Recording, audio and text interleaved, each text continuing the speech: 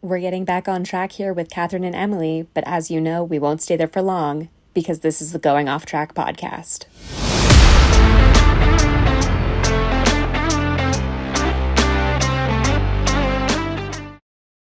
Hello, and welcome back to the Going Off Track podcast. I'm Kathryn. That's Emily. This is our first episode of 2025. And the year we've all been waiting for. The year we literally have been talking about for a year is here.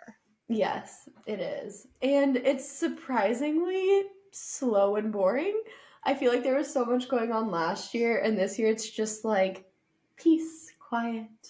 Yeah. Well, I mean, I looked at our posts, like our videos from last year that we released. And this time last year, we had already released 2 big news roundup videos. The first one being all about Guenther getting fired at Haas, and the second one being, among other things, which we should have known was foreshadowing, but it was Lando Norris and Charles Leclerc's contract extensions with McLaren and Ferrari, which we did not know until about 10 days later, 12 days later, that those were done in preparation of the biggest cluster mess in silly season history, was Lewis Hamilton announcing that he was going to be moving to Ferrari, which that video that we did will have come out a year ago in about a week. And I'm still holding space that someone's going to blow up our lives, and it's just going to be insane for like the 4 weeks before the season. But yeah, as of right now, it's very different than last year. So much calmer. So much. Like we're not I mean, there's getting still things here and there, like, which is why I guess we're having an episode, but also it's kind of just because like we haven't done anything and I had a free afternoon, so we're actually putting pen to paper and recording. But yeah, I mean, there's little, sprinklings of F1 things. Yeah, I will say that there was one relatively big thing over the last couple of weeks, which we'll get to toward the end of the episode. But there have been a couple little smaller things that happened. We've had some. I didn't put this in the rundown, but there have been some team principal changes. Sauber's team principal is leaving. He was not even technically the team principal. He just did the team principal job. And then There's been some restructuring at Aston Martin. So Mike Crack is no longer team principal, but he's like chief of something, whatever. And then the new CEO is also now going to be the new team principal. So, even more Lawrence Stroll eyes on him.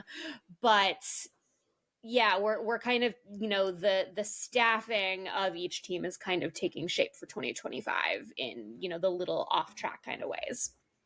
Yeah, and I mean, arguably those are probably the more important movements that are made in the F1 team, F1 program, but they're the ones that I would say we probably care about the least, because like they're not the drivers, they're not the face of, the franchise, but they're arguably probably more important than some of the seat changes. I think it depends. I mean, if you think about what we had been saying last year about Guenther Steiner leaving Haas, like that was a big team principal move, whereas the team principals at stake in Aston Martin haven't really been they're not the ones that are front and center having arguments in the middle of Drive to Survive.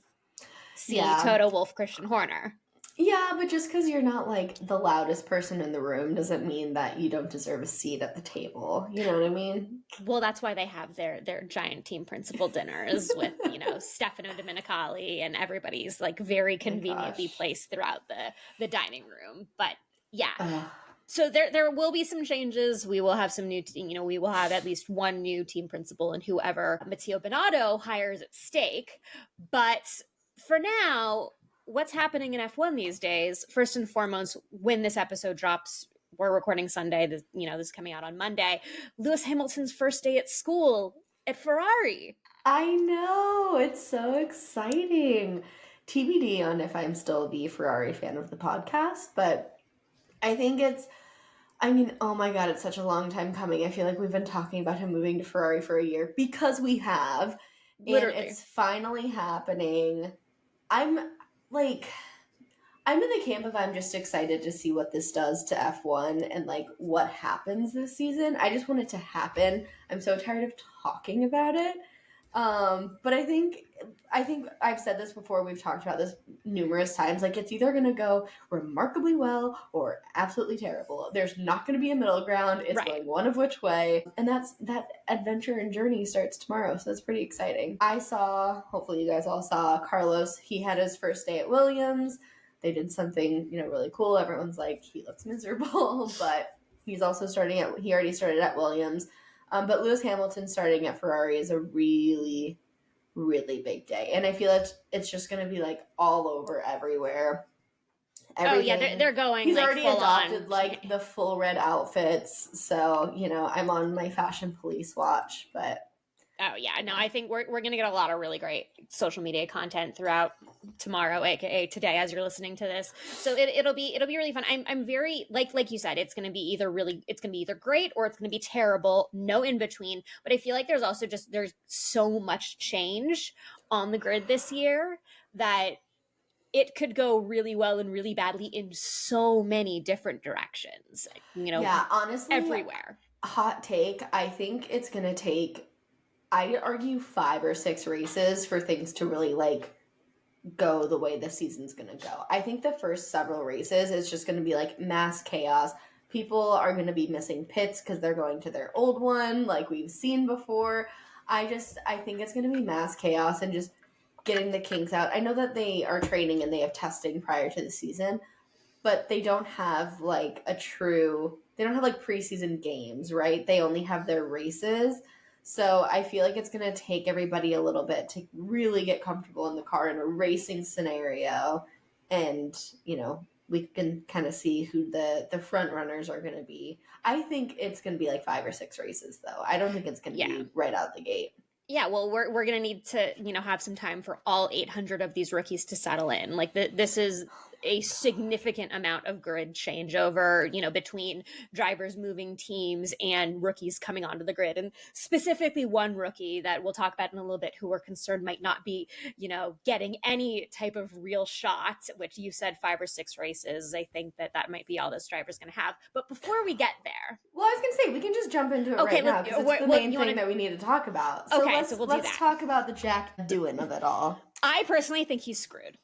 Like, I really think he's screwed. So this is like, again, what is so interesting about F1 is the contracts. So Alpine dropped Esti Besti, not even, before the season ended. And he's going to be with Haas this year, which opened up the seat. And he was a reserve driver. He had taken several rookie sessions. He, was kind of in the mix at Alpine. But my question to good old, Jackie boy is, why would you sign this contract if you were only guaranteed 5 or 6 races? Like, do you truly have that big of an ego and that much confidence in yourself? Maybe you do. That's probably why you're an F1 driver. But like, do you really think that's a fair showing of your talent, especially if you're a rookie? I'm going to say no. Why would you set yourself up for failure? So here's the thing. I don't think he did. And I don't so for context, there's a rumor that Jack Doohan's contract as the driver at Alpine is only for, 6 races, which nobody has refuted that. And there's been every opportunity for them to do that over these last couple of weeks. That's something that you would come out and say, like, this is absolutely false. It's bullshit. Move on. Yeah, but we also know that Oliver Oakes may be the team principal, but Flavio Briatore, he is running the team. And he is, I've seen him described as like actual evil Helmut Marko, which all things considered and everything related to Crashgate totally tracks. But the thing about this is Jack Doohan has been the guy like waiting in the wings at Alpine since Oscar Piastri left to go to McLaren. Like he was behind him, and he's been waiting for his shot, and he was only ever going to get a shot at Alpine. When you're in this situation where you had some success in the minor series, but then you don't get a drive and you end up being a reserve driver, you're kind of parked there. You're parked at your team. You're not gonna you're not really going to be getting a major shot if you're going to be like, I'm going to be Alpine's reserve driver, and then I'm going to move and I'm going to be, I don't know, Stake's reserve driver or Aston Martin's reserve driver. And those reserve drivers are also pretty, steady. Like we know who's going. Aston Martin is still Felipe Drugovich and Stoffel Van Dorn. But so Jack Doohan, like he was been waiting in the wings. We knew that he was gonna be the guy when it wasn't gonna be Mick Schumacher. Like that was really the only other option, other than they tried to poach Carlos when he was deep in negotiations with Williams. But it was always going to be Jack Doohan, and we thought, okay, Jack will have a chance, and Jack will, he'll have a year. And then Briatore announced that they are signing Franco Colapinto as not one, not two, but one of the 3 reserve drivers at Alpine for next year. Yep. And that's where you know that Jack Doohan is screwed. Yeah, but I think it also, like, goes back to the contract. Like, that truly is setting himself up for failure. Like, how, in F1 history, truly, was there a rookie who was, like, a superstar in 5 races? Lewis? Right. Who happens to be, like, arguably... a savant. Yeah, the best F1 driver outside of, Michael Schumacher. Max is making his way up there. But, like, Lewis is the face name of F1, right? So he's the only one. So do we think Jack's truly going to be a savant like that? What are the barriers for, like, his, like, what are they... What's the criteria for them, saying this isn't is it working? Just finishing? Is it he has to get points every race? Is it, he avoids crashing? Is it, what is it? If they have a technical failure, it's not his fault, but he can't finish the race, is that going to be docked against, like, him completing the season? I think it's so shitty, and they're setting him up for failure. And I think this just goes to the root of the problem at this team, is, like, it's not well run. No. And that has been my view for so long. They get rid of team principals after, however... At Spa. Whatever race Spa is for the season, that's when they get rid of their team principals. And then you just have people, like, coming and going. We saw a lot of people... It was not a mass exodus, but we saw a lot of people leaving Alpine for other roles, in technical roles, not drivers. But it just doesn't seem like they treat the team seriously or treat it well, or, like... One person at the top thinks they know everything so much better than everybody else. I don't know. It just doesn't... It seems like a dumpster fire. And I feel like bringing Jack in under these circumstances is just so brutal. Like, you want them to succeed. We all want drivers to succeed. They want to have, a new driver come in and be someone that they can have for a long time. You don't want to keep switching people on your team because that sucks. There's no consistency. And that doesn't help you guys develop. And so it just doesn't make sense to me. Also, I want to bitch about Franco. Because, like, you had such a good thing going on at Williams. And I know you bring in Carlos now, and Alex Albon is, like, the one that JV threw his whole weight behind. But at the same time, you had a good thing going there. And Williams, I feel like, is such a better run, well-respected team versus Alpine. I feel like he's just going to be in the mix at Alpine. It's going to be a hot mess disaster. I don't get it. I'm kind of disappointed in Franco, to be completely honest. I don't disagree with you. Does this multi-year deal that Franco Colapinto has signed with Alpine get him closer to a full-time F1 drive? No. I say probably. Is it the right decision? No. I don't know. I think I don't like it. I don't like it either. I know it's probably a faster track than, say, at Williams. Yes, that's what I mean. It's gonna get him onto the grid faster, but I don't think it's going to get him onto the grid in any way that will give his career any longevity. No, not at all. Because we see how Alpine treats people. Right. Like, he'll have half a shitty season or half a decent season, and it won't be to their standards, and they'll toss him. Like, I don't like him at that program. So I don't either. And especially when you look at the other 2 reserve drivers, you have Ryo Hirakawa, who has been a former test driver for McLaren and Haas. He was a 2022 24 Hours of Le Mans champion with Toyota Gazoo Racing, which, as we know, is a partner with Haas. And then you have Paul Aaron, who was P3 in F2 this past season, who raced for the team that team principal Oliver Oakes runs at High Tech. So that's the guy. Paul Aaron is the guy. He's the one who's going to be waiting in the wings. He's the new Jack Doohan, Oscar Piastri. And Franco is really just in there to swoop in the second Jack puts a foot wrong. And he did not have the best showing like in Abu Dhabi. And, that was overshadowed by everything else happening in Abu Dhabi that we kind of forgot that Jack was driving that day, was there, did anything, but it wasn't a great start. It happened under incredibly dubious circumstances that also make Alpine look really bad. Right. And it's the continuing of a team and a program that are, that this is a real hot mess. Yeah, and unfortunately, like, they keep doing all of these dumbass off the track things that force us to talk about them for hours and force Netflix to have them on 12 episodes of Drive to Survive, and they've done nothing significant on the grid, like, ever. Don't even say that they had, a significance in Brazil, because weather conditions, like... That was all weather. It was all weather. It wasn't them. So that doesn't count. But they haven't done anything. They're so anonymous, and yet they keep becoming headline news because of stupid shit they do. Yeah, I mean, look at the way even Fernando Alonso's exit was very much like, yes, Fernando Alonso is like the guy who burns the bridge wherever he goes. But also look at what you're dealing with. Of course he was going to burn the bridge. There was no way that was ever going to end well for him. Oscar Piastri got out the second that he could. Mark Webber, who's his driver manager, he did everything that he could to save him from what could have been a total disaster class of a driver contract if he was forced to stay at Alpine. And I think the mass exodus of like good quality drivers is really telling. Like Fernando Alonso. Right, exactly. Fernando Alonso, Oscar Piastri, say what you want, but Esti Besti is a good driver. I feel like he's very strong if he has a good car. But like, and I know that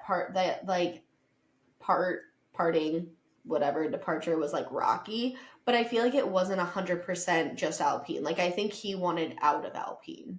Well, I would too. And of course, this was all about, this is all going back to Flavio Briatore throwing his weight around as the special executive consultant, whatever the heck he is over there, that is taking responsibility and control and power out of the hands of actual leadership, Oliver Oakes, and taking it himself. And there's two camps in Alpine right now. There's the guy who does all the day-to-day work, who should have the the ability to hire and fire, and then you have the guy who's actually doing the hiring and firing, and there is no collaboration between the two parties. Like, Flavio just does whatever the hell he wants, and Oakes just has to deal with the fallout. Yeah. All right, I can't talk about Alpine anymore. I'm gonna be sick. Yeah, but here, one last question: how long do you think Jack Doohan is gonna last? He won't last the season. How many races this season do you think he's going to last before we get Franco Colapinto back on the grid? Again, I don't know, because I don't understand how contracts are constructed and structured. Contractually, they might have to give him 5 races. And even if he sucks the first 2, it's like, well, that contractually, legally binding, they have to give him 5. But I don't think he'll make it more than that, because I think he could get P10, a P11, a P9, and then maybe a P16, and they'd be like, you're not performing. Sorry, buddy. Yeah, I think that whatever is stipulated in his contract to be retained for longer than 5 or 6 races is like stupidly steep and probably unattainable based on the car that they're going to be giving him. Yeah, and that's what I'm saying. Like, which is incredibly I feel unfair. Like they have such high expectations, and they need a reality check, like, real hard. Yeah, especially because, Briatore has said if, quote unquote, a driver is not producing, they'll replace him with, Franco, but they're not saying a driver because Pierre Gasly They're could not gonna probably finish like replace P15, Pierre- the no, first 5 exactly. races, and Jack is scoring points, and they'll replace Jack. Yeah, exactly. They're not going to get rid of their perfect Their child. golden little That Frenchman. is, yeah, no, that's not happening. But yeah, so Jack Doohan totally screwed. Very unfortunate because he is a very promising driver, and he has a lot of skill that he's definitely not going to have. Promising though, but when we saw him in Abu Dhabi, it wasn't promising to me. Well, he was not prepared for that. No one was prepared for him to be in the car. If you are a driver of promise, then you should be able to handle. Yeah, it. yeah. Do you think Franco Colapinto is really like? I feel like that was completely out of nowhere. Ollie Behrman had to get thrown in Singapore or wherever it Saudi Arabia. Thank you. I knew it was an S. Saudi Arabia, like the morning of. You know what I mean? Like that's a promising young driver. Jack, I think I don't buy it. So, anyways. Yeah, I think Alpine's going to be a hot mess. But anyway, moving on to other hot messes. We had some clarification, and this was like a great surprise, but we had some clarification of a certain F1 urban legend in a way that like didn't make it better. This is such deep like F1 lore that it's just cemented in the history of F1. If you don't know what we're talking about Jos Verstappen leaving Max at a gas station because he lost a karting race when he was growing up. Unfortunately, it was confirmed that this did not happen, which I just don't know which way is up now. I believe this forever. I don't believe Jos for a second, because Jos was the one who said, no, I didn't leave him at a petrol station. I just didn't talk to him for a week, which like... That's not better. I mean, it is. I feel like it is better. You can come up with excuses and reasons why you didn't talk to your kid for a week. He's traveling, you're traveling, whatever. Leaving your kid at a petrol station, gas station, whatever you want to call it, depending on what country you're in, that's pretty bad. Yeah. Like, leaving your small child, I don't know. This family will just never cease to amaze me. And how Max is like slightly normal, although I'm starting to think Max is like very far from normal. He's like, not. Like I feel like he's a super fucking weirdo, but in like the best way. I know he's very focused on driving and that whole thing, but as a person, he seems pretty normal. He has good sense of humor, but the more that I really look into it, I'm like, maybe this is like a cry for help, and it's not. It's not real. Honestly, I think some of this is explained by the fact that Kelly Piquet, his partner, is a lot older than he is. Yeah, that's also true. I think some of that goes into suddenly we're Max Verstappen's therapist, armchair therapist now. But I think some of that, like, I think she's the stabilizing influence that he did not have when he was growing up. Yeah, I mean, just hearing some of the stories, again, who knows if they're true or not, but it's pretty wild. I just don't think that Jos not speaking to Max for a week, if this is in the sense of, like, he just ignored Max for a week while they were both home, like, that's not any better than leaving your child at a gas station. Yeah, I don't know. I question all of Jos's parenting skills, and the fact that he has, like, multiple children and is still procreating is... incredibly just like there are many alleged reasons why he and Max's mom Sophie do not go to the same races. Well, yeah, there's a lot going on among other things. Jos. Like, I don't want to be in his head for more than 0.5 seconds. Like, that seems like a very scary place. No, but... not remotely. So anyway, that is some deep F1 lore that we've gotten clarification on. That's the news. Sad news compared to last year. It's like last year, it's like this, and we're like, well, Jos confirmed that he didn't use his child in this one specific story. But that's all I saw on Instagram for like a week. I was like, this is so stupid. Yeah. And then the other bit of news is something that I actually called like a year ago, probably in one of these news roundups, is I always said that that F1, with all of the, all of the wants to go to all of these different tracks that are not currently on the calendar. Yes. It was in our 2016's Kathryn watches the entire season, because you're like, I want Malaysia to come back. What if they just start rotating? That's the episode it was in. That's the one it was. Linked above. Also just watch that episode because it was great. But they're going to be moving to a calendar where you're going to have long-term contracts with tracks, but they're not going to be for every year. And this has started, which I'm actually kind of shocked that this is the track that it started, but it's starting with Spa. So I hate this. I don't love it, because I think Spa should be one of the mainstays on the calendar while other tracks rotate, like say Imola. Oh my God. No, because we talked about this. We said there should be like a handful of mainstays, right? Like 5 or 6. And to me, I think that's Coda. I think that's Austin. Yeah. I think you keep Brazil. I think you keep Spa, Silverstone, and Monza.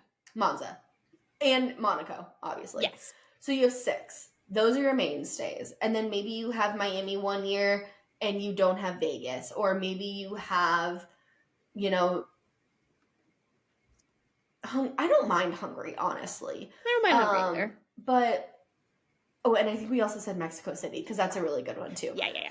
But, like, why not rotate out Imola? Maybe forever. Yeah. Rotating out Spa just seems sacrilegious. Like, how could you do that to an F1 season? You have to have Spa.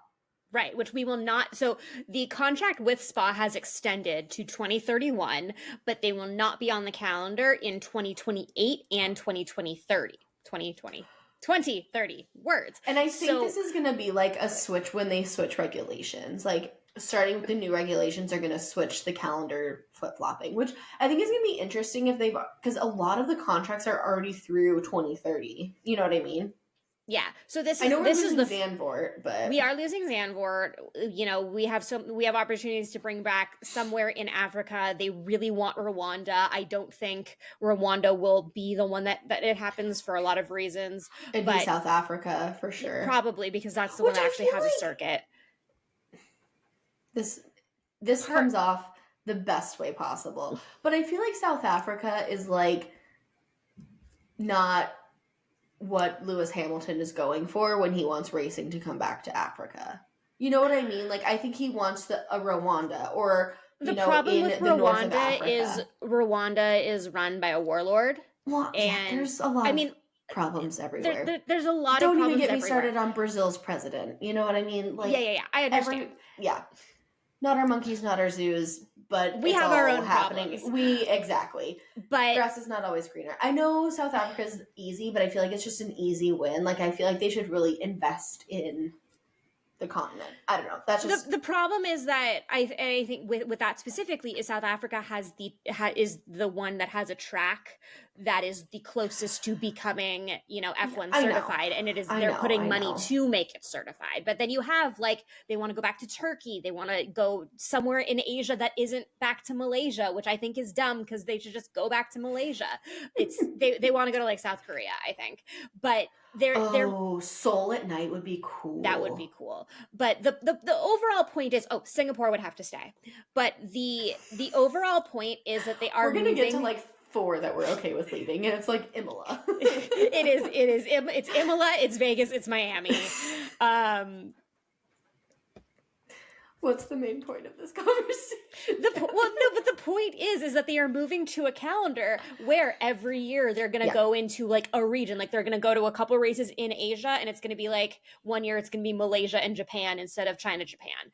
And they're going to go into Europe, and we're not going to have, you know, 2 races in Italy, and, you know, they'll be able to move around to other countries more.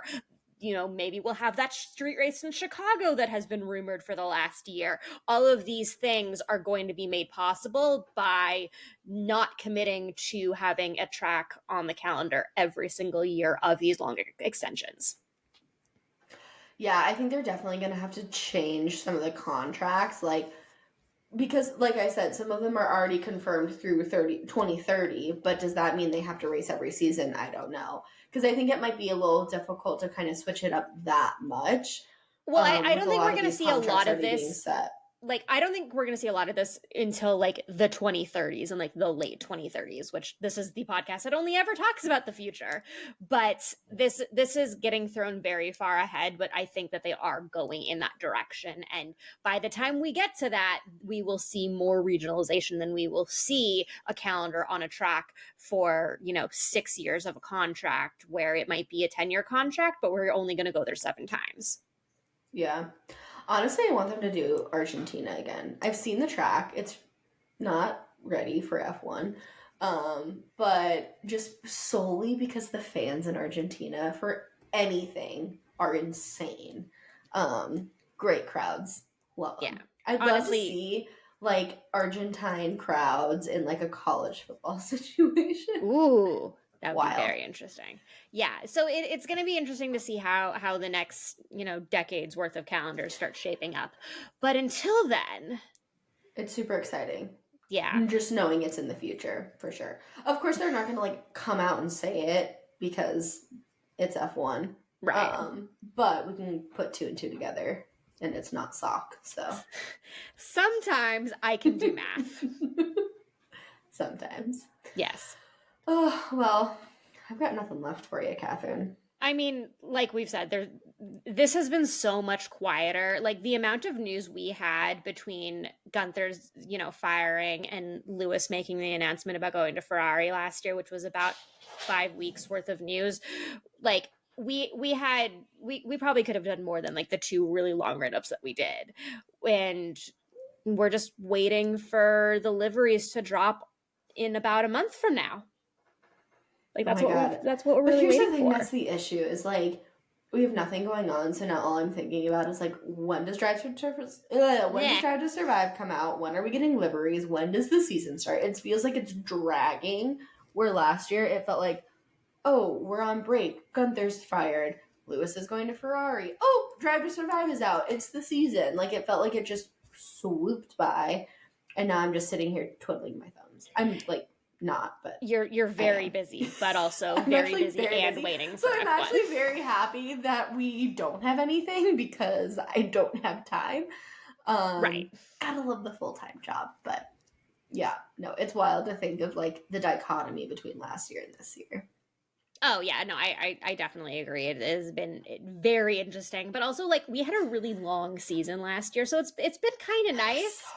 I will get on doing my full season rewatch that I promised that I would do a year and a half ago. I think that's our next episode because I feel like we're just not getting anything. So there's no need for a roundup. So you're gonna have to pick up the slack here, Kathryn, because the F1 community is just so boring right now. Yes, we will have the sequel to Kathryn watched every race of the 2016 season, so you don't have to, which I think I said we were doing 2010. Yes, we're doing 2010. I think 2010. Which I actually, to be fair, I have started, and I have started my notes. And so I'm going to have a lot of thoughts about this season as well. But I need to watch all of the races. So I'm going to do that over the next couple of weeks. And then we will have that episode come out soon, eventually. Fair. Question mark.